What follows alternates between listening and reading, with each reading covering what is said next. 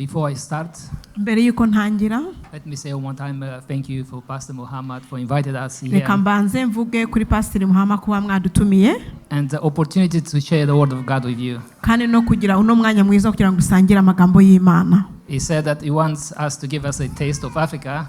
Yavuze ngo yagira ngo tumve uburyohe bwo muri Afrika. We got plenty of taste today. Ariko twaburyohewe cyane twaronse byinshi cyane. So thank you, Pastor Muhammad. Thank you. Wakoze cyane Pastor. I'm going to read a few verses from the First of Kings, chapter 17, starting with verse 1. Ngiye gusoma amagambo atari makeya guhera mu abami ba mbere. First of Kings, what? So chapter 17, verse 1, First Kings. Abami ba mbere 17 uhere ku murongo wa mbere. This is about the story of Elijah. Ni inkuru ya Elisha. That could be your story, could be my story. Ishobora kuba inkuru yawe uyu munsi cyangwa inkuru yanjye. He was taken up to heaven. Yari yagiriye ubuntu bwo kujya mu ijuru. We will be taken up to heaven one day. Natwe tuzajya mu ijuru umunsi umwe. Verse 1. Umurongo wa mbere. Now Elijah the Tishbite of Tishbe of Gilead said to King Ahab, as the Lord, the God of Israel, lives, before whom I stand, there shall be neither dew nor rain these years except by my word. And the word of the Lord came to him, depart from here and turn eastward and hide yourself by the brook Cherith, which is east of the Jordan. And you shall drink from the brook, and I have commanded the ravens to feed you there. So he went and did according to the word of the Lord. He went and lived by the brook Cherith, that is east of the Jordan. And the ravens brought him bread and meat in the morning, and bread and meat in the evening, and he drank from the brook. And after a while the brook dried up because there was no rain in the land. Okay. Hagira ugutsubana muri Bibiliya y'Ikinyarwanda cyangwa Ikirundi 17 kugeza kuri 1 kugeza kuri 6. Eliya avuga ko imvura izotara 17 ku murongo wa mbere kugera 6. Bukeye Eliya w'itishubi umwe mu bagerereye Igileyadi aragenda abarira Ahabu ati ndahiye guhoraho kuhoraho Imana y'Abisirayeli ari wenyene nsabye yuko atakime kizotonda canke imvura ngo ikoroke muri iyi myaka atari jewe mbivuze. Hanyuma ijambo ry'uhoraho rimuzako ritiva hano ugende werekeye iburasirazuba winyegeze mu mugezi Keriti ahahera iburasirazuba bwa Yorodani. Uzohora unywa ku mazi yawo kandi nageze bikona ko bizohora bikugaburirirayo. Nuko aragenda agira nk'uko ijambo ry'uhoraho ryamubariye aja kuri uwo mugezi Keriti ahahera iburasirazuba bwa Yorodani agumayo.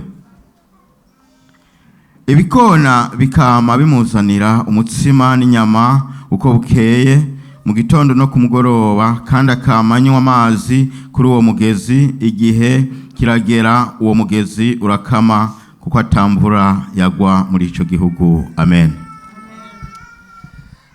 We have a family friend, his name is John. Dufite inshuti y'umuryango izina rye what's the name? John. Oh, John. Izina rye ni Yohana. He used to live in Adelaide, but now he moved to Perth a few years ago. Yabaga muri Adelaide ariko yimukiye muri Perth imyaka ishize. He grew up in Queensland on the farm. Yakuriye muri Queensland ahantu nyine muri farmu. And even that he came from a Christian family, he chose to walk away from God and live in a life of sin. Nubwo yakuriye mu muryango wa Gikristo ariko yagezo aratandikira inzira ava mu byo kwizera Imana. He said to me one day about his previous life. Uyu munsi umwe yaranganyize ku buzima bwe bwa mbere. The only difference between him and those two thieves crucified next to Jesus.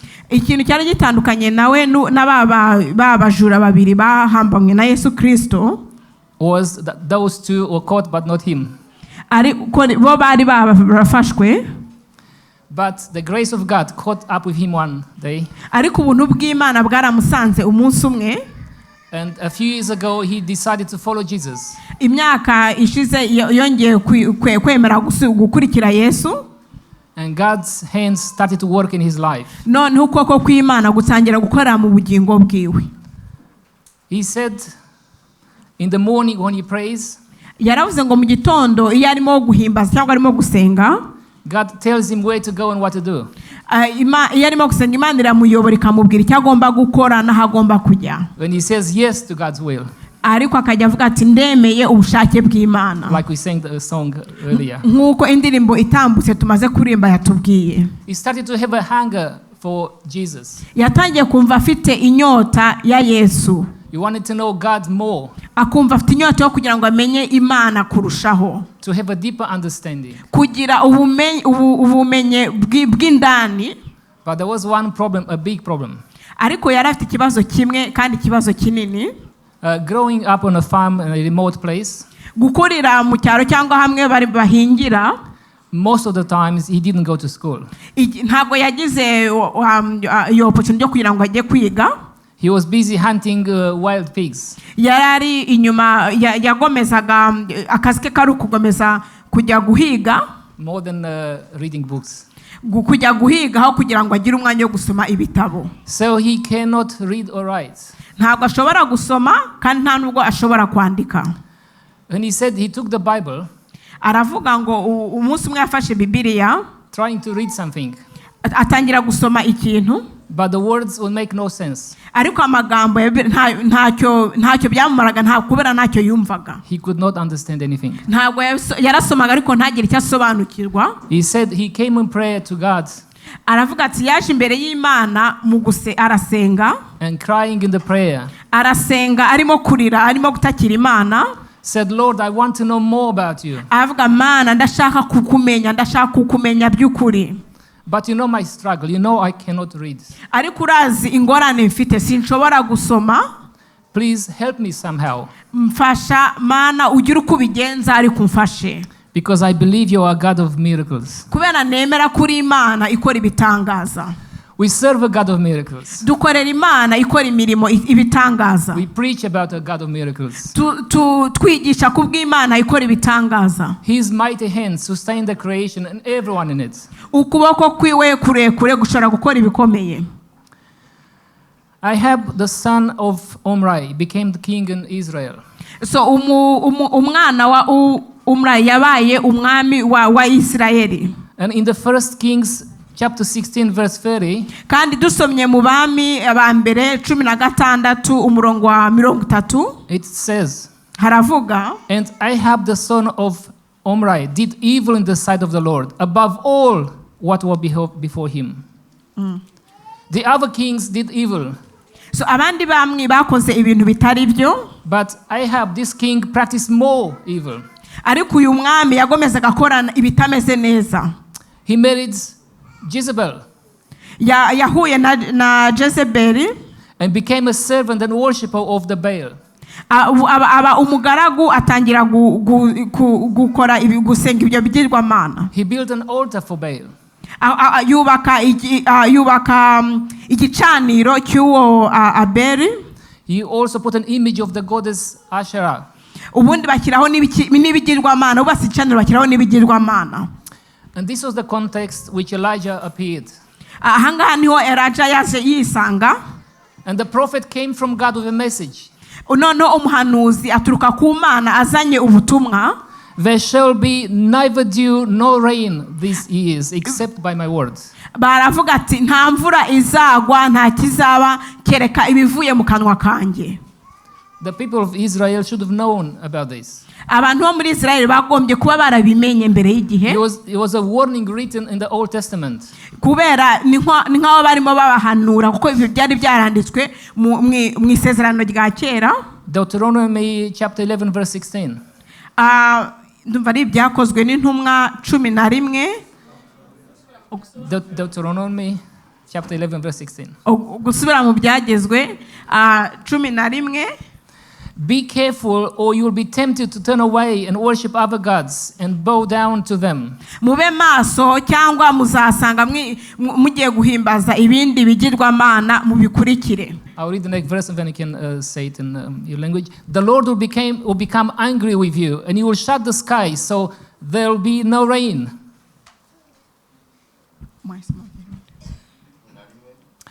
Deuteronomy chapter 11, verse 16 and 17.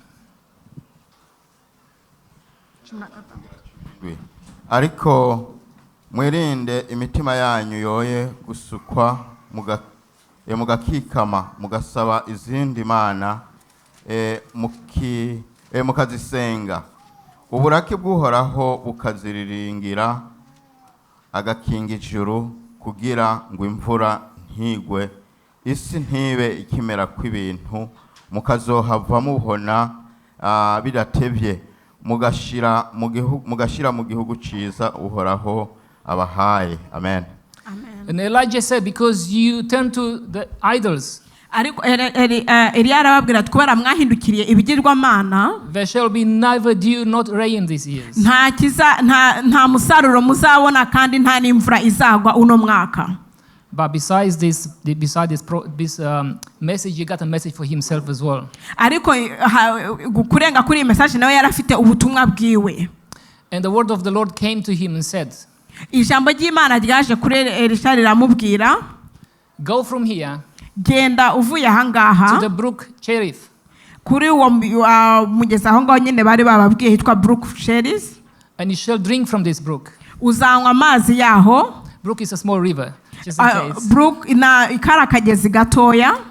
And I have commanded the ravens to feed you there. Kandi nateganyije hari ibinyamaswa bizajya bikugaburira aho ngaho. Elijah receives an instruction. Ubwo Eliya nyine yabonye bamuhaye impanuro nyine uburyo ari bubigenze. You go there. Ugenda aho ngaho. And I promise I will do a miracle for you. Kandi Imana iramusezeranya ko nzagukorera igitangaza uhari. Now we all want miracles in our lives. Mu buzima bwacu twese dukeneye ibitangaza. But who's prepared to be in a storm to be saved? Ninde se witeguye kugira ngo agume ari mu miyaga kugira ngo abone gucungurwa ari mu muyaga? Are we ready to experience sickness or other disabilities just to be healed? Ese twiteguye kugira ngo twakire tugire indwara cyangwa ubumuga runaka kugira ngo tubashe gucungurwa cyangwa gukira? Are we ready to are we prepared to go to a place where our life is in danger just to be saved? Ese twiteguye kujya ahantu ubuzima bwacu bufite impungenge kugira ngo tubashe gucungurwa cyangwa gukizwa? Are we prepared to experience no food, no money, just to have a miracle from God? Ese twiteguye kugira ngo tube mu buzima nta mafaranga dufite, nta biryo dufite kugira ngo tubone igitangaza giturutse ku Mana? This man Elijah, prophet of God, uyu mugabo Eliya umuhanuzi w'Imana, a man of faith, umugabo wari ufite ukwizera, says, yaravuze, neither dew nor rain, nta bihingwa kandi nta n'imvura, except by my words. Nta kizaba kereka ibivuye mu kanwa kanjye. Not by God's words, ntabwo ari amagambo y'Imana, but by my words. Ariko amagambo aturutse mu kanwa kanjye. No one dared to say this before him. Nta muntu n'umwe wari kwigera kuvuga ano magambo mbere yiwe. Only Jesus. Kereka Yesu Kristo wenyine. Elijah receives the keys of the heaven to stop the rain. Eliya yakiriye urufunguzo ruturutse mu ijuru rwo guhagarika imvura. I wonder what you or me do with those keys if we receive them.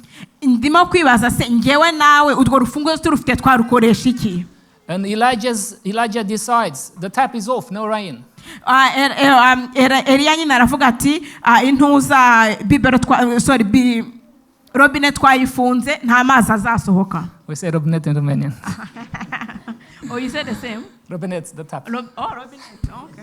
I think robinet is not Kirundi. I think it's French. French. The brook of Cherith, the river of Cherith. Aho ngaho nyine amazi ntigeze asohoka. A small river in the desert. Umugezi mutoya uri ahantu mu butayu. Is the place chosen by God for Elijah. Na ahantu mu butayu naho Imana yari yahitiyemo Eliya. And the first thing that we can learn this morning from this word. Ikintu cya mbere twakwiga muri no jambo kino gitondo. Every Christian, buri mukristo wese before experiencing other miracles, mbere yuko uryoherwa n'ibitangaza bindi, needs the experiment of the cherith. Needs the experiment, this experiment of being at the cherith. ukeneye kugira yantuza ubwa bumenyi cyangwa nka kuno Elisha yagiye mu butayo amazi agakama, ukeneye kugira iyo ntuza nko kubimenyera cyangwa ugiye mu bibazo runaka kugira ngo ubone ibitangaza. Cherith is a place away from others. So ahanga bisa sheriff ni mu butayo, ahantu utandukanye n'abandi bantu, uri wenyine. In the desert, no one there. Ni mu butayo, nta muntu n'umwe wari uhari. No other activities. Nta kindi kintu ushobora kuhakorera. No sport, no friends. Nta bashuti, nta mikino runaka ushobora gusangayo. Alone, by yourself. Wowe ubwawe uri wenyine. But with God. Uri kumwe n'Imana. If you want to know God, nimba ushaka kumenya Imana, if you want to have a deeper understanding of cyangwa God, ushaka kugira ubumenyi buhambaye bw'Imana, if you want to be used by God, cyangwa ushaka gukoreshwa n'Imana, Cherith is the place where you can experience this. aho mu butayo niho ubasha kugira ngo ugendane n'Imana cyangwa uyumve kurushaho. To understand at least a little bit kugira ngo usobanukirwe buhoro of His loving heart, usobanukirwe buhoro n'urukundo rw'umutima wiwe, His love for people, urukundo rwiwe ku bantu, His endless mercy. impuhwe ziwe zitajya zirangira. Elijah, uyu Eliya, I'll give you the keys of the rain. amuha imfunguzo z'imvura. You can punish these idolaters, these people. aba bantu uzabahane. You can make them suffer. Uzatume ubahane nyine bagire ibibazo. But I want you to know ariko ndashaka kubwira umenye that I still love everyone. buri muntu wese And I ndacyamukunda, want them saved. kandi ndashaka ko bakizwa. You can stay here with me and learn. ushobora kwicara ahangaha tubane nawe kugira ngo wige. Matthew chapter 9 verse 13. Matayo 9:13. Learn what this means.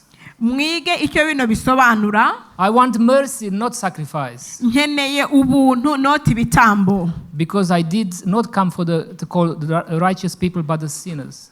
ariko ntabwo naje kugira ngo ncungure abeza, ahubwo naje ku banyabyaha. Moses, this great man, Mose uyu mugabo mukuru, had his time in Cherith. yagize ibihe byiwe mu butayu. Not 3 years, ntabwo ari umwaka 40 years. ariko imyaka 40. 40 years in the wilderness. imyaka 40 ari mu butayu. I was thinking it was so difficult to teach this man. narabitekereza nkavuga ati byari bigoye kugira ngo umugabo umwigishe. It took God 4 years to teach him. kugira ngo bitware imyaka 40 Imana kugira ngo ibashe kumwigisha. Joseph, Yosefu, before he became the second in charge of Egypt, mbere yuko uwa kabiri mu bantu bakuriye Egiputa, he had his time in Cherith. nawe yagize ibihe byiwe mu butayu. 13 years in jail. imyaka 13 ari muri prison. Jesus had to stay 40 days and nights in the wilderness Yesu yabaye iminsi 40 n'amajoro 40 mu butayu before he started his ministry. mbere yuko atangira umurimo wiwe. At the river Cherith, kuri uyu mugezi wa Cherith, you can learn 2 things. wakwigaho ibintu bibiri. First one, icya mbere, without God you're nothing. udafite Imana ntacyo uri cyo. Just an empty vessel. uri ikintu kigenda kiri vide, nta kintu kirimo. And at the river Cherith, kandi kuri uyu mugezi Cherith, you can learn to fully trust in God's provision for you. wakwiga kugira ngo wizere Imana ko ariyo igomba kugufasha. There wasn't any other choice for Elijah.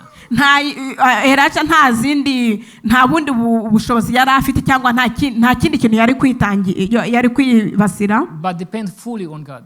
kereka gusa kwiringira Imana. Very interesting about these ravens, these unclean birds.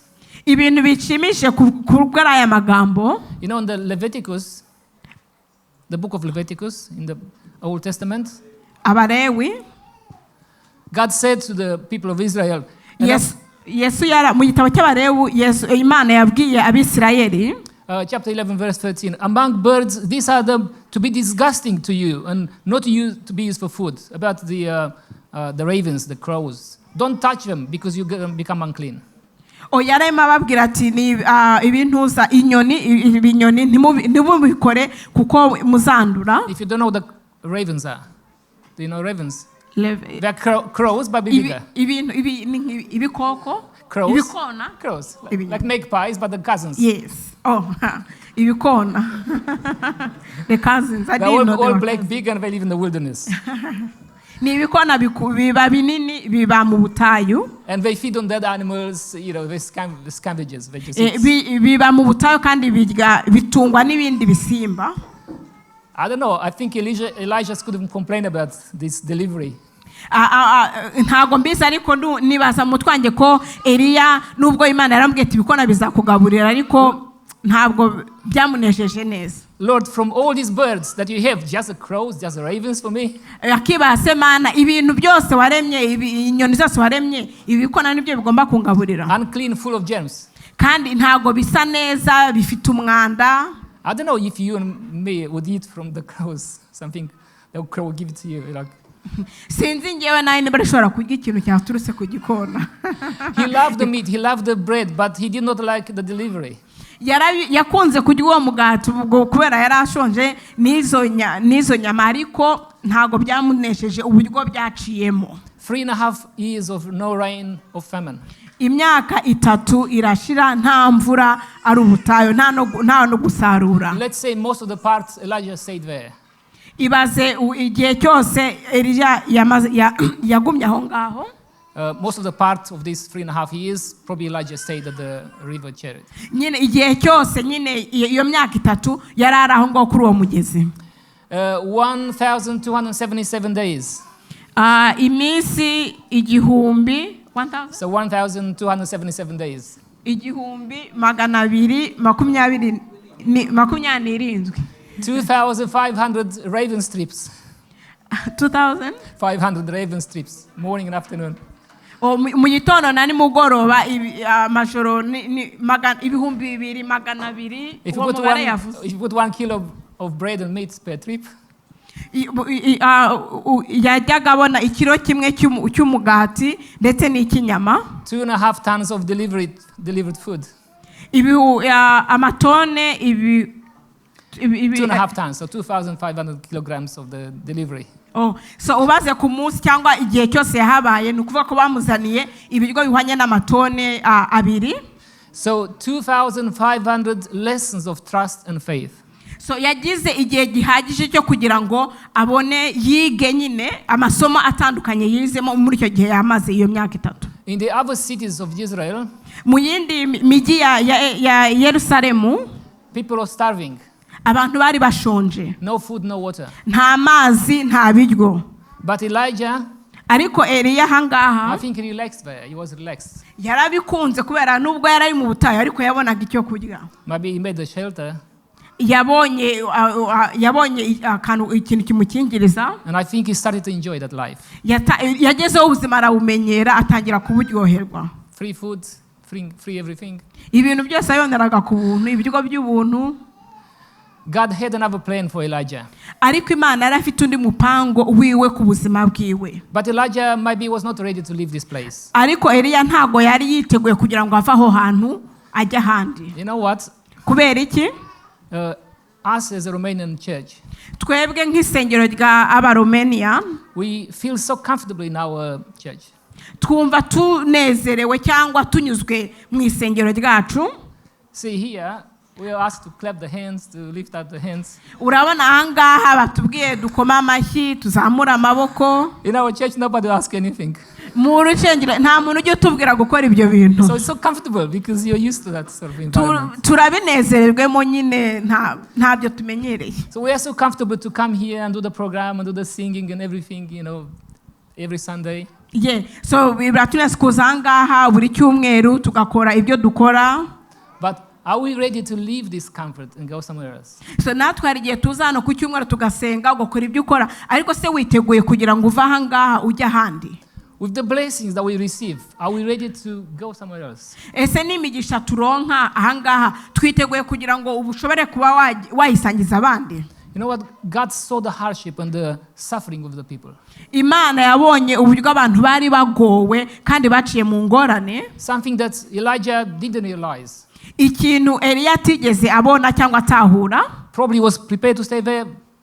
Cyangwa ubwe we yenda yari yizeye kuguma muri ubwo butayu kuko ubuzima yari yabumenyereye. But God saw something else. Ariko Imana yabonye ikindi kintu. He saw this woman, this widow.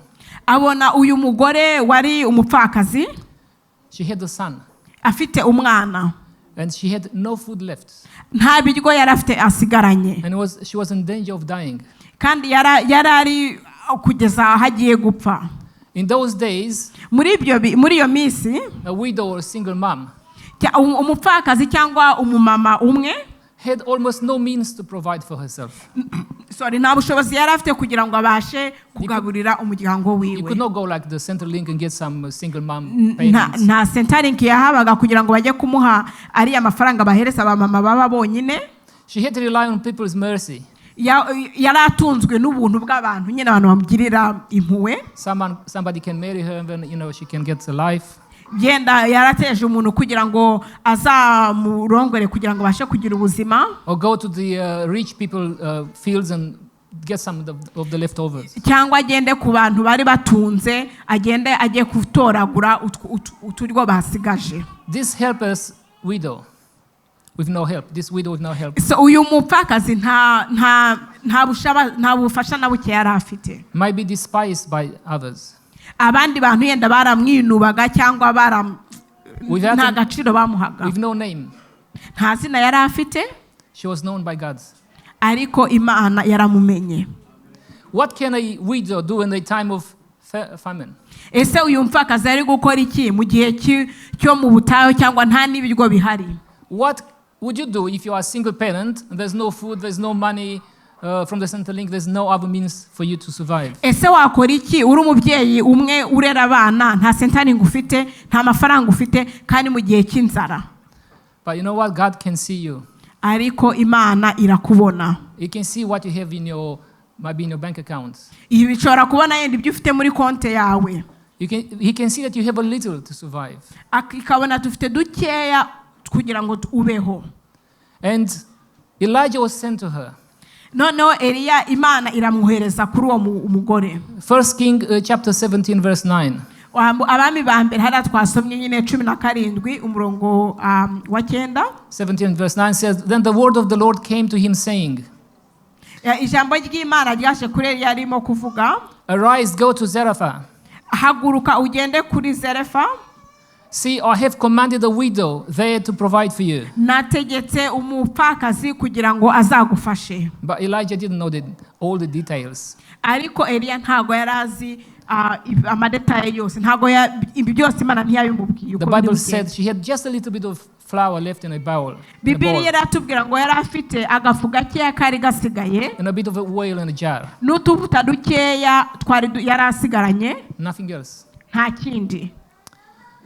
If at the cherith you can learn to get closer to God.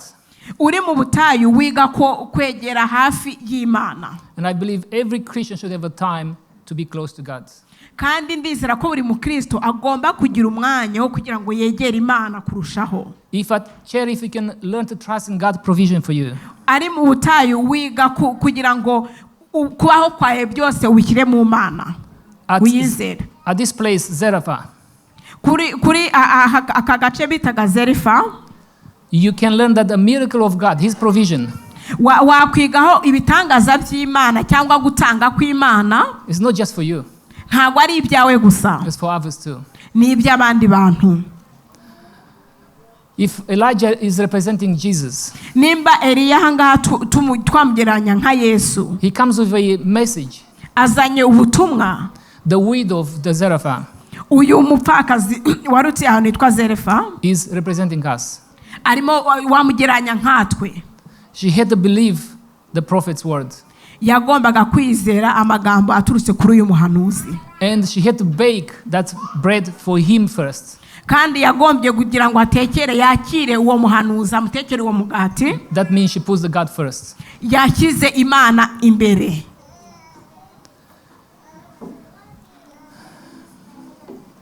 If we all like this widow, twese tubaye nk'uyu mupfakazi, with no help, nta bushobozi na buke dufite cyangwa nta bufasha dufite, about to die, wenda gupfa, but Jesus, the bread of life, ariko Yesu umugati w'ubuzima, brings a miracle in your life. azanye ibitangaza mu buzima bwawe. And the greatest miracle in our lives, kandi igitangaza gihambaye kurusha ibindi mu buzima bwacu, it is this: He saved us.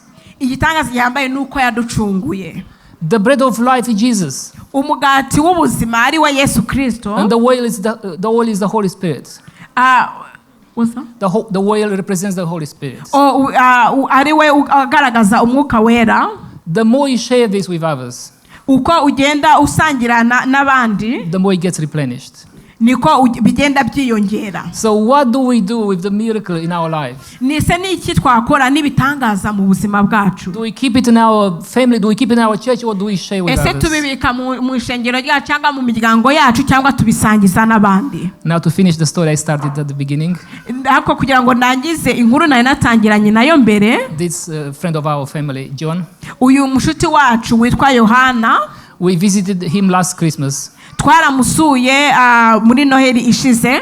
When he was in tears and he was crying. Yarari marira ababaye cyane. And he said to me. Arambwira. One morning I woke up. Igitondo kimwe narabyutse. And I took the Bible in my hands. Fata Bibiliya mu maboko yanjye. And in that moment God did a miracle. Muri icyo gitondo Imana yakoze ibitangaza. He started to understand. Yatangiye gusobanukirwa. He was reading and the word would make sense to him. Atangira gusoma ijambo ry'Imana, atangira kurisobanukirwa. Amen. And from that day, guhera uwo munsi, every morning he said, buri gitondo yaravugaga 4 or 5 o'clock in the morning, I can't remember exactly. So mu gitondo akabyuka maybe saa 12 cyangwa saa 11. He wakes up and reads the Bible for 1 hour. Akabyuka agasoma Bibiliya isaha imwe. And then he has a time of prayer. And then akagira umwanya wo gusenga. I said this to you to encourage you. Ndavuga ibingibi kugira ngo mbatere ihumure cyangwa mbankuraje. If anyone is interested, nimba buri muntu wese, nimba hari umuntu wumva ubyishimiye, I need some encouragement, ukeneye kumva ko akeneye gutikirwamo intege, I can give you his number. Nabaha nimero yiwe. I can give you the phone number. He's happy to talk to you. Yishimiye kugira ngo abaganirize. He was deep down on the pit with drugs and everything. Yari yaragowe ari mu bintu byo kunywa inzoga mu ibiyobwa bwenge. And he said, I can understand the struggle of those people. Sinshobora gusobanukirwa uburyo abo bantu bari muri ibyo biyobwa bwenge uburyo bagowe. So if you need to hear first-hand experience from him, I can just give you the number at the end. Nimba mushaka kugira ngo muzume nk'igishingana he kiwe yaduha nimero. Before I finish, I want to say something so I can make you smile. Mbere yuko ndahise arashaka kugira ngo mvuge ibintu birutume mumwenyura. The next time when you see a crow in the car park or close to KFC or McDonald's, ikindi gihe nuzabona ikiyoni, don't say go away you ugly bird. Ntusakirukana uvuge ngo genda hariya uri. Just think of Elijah and God's provision. Wongere utekereze ku bwa Eliya n'uburyo Imana yamufashije. You never know. Ntabwo wamenya what God can use to provide for you one day. Iki Imana yakoresha kugira ngo ibashe gusohoza icyo wifuza. God bless you. Imana ibaha umugisha.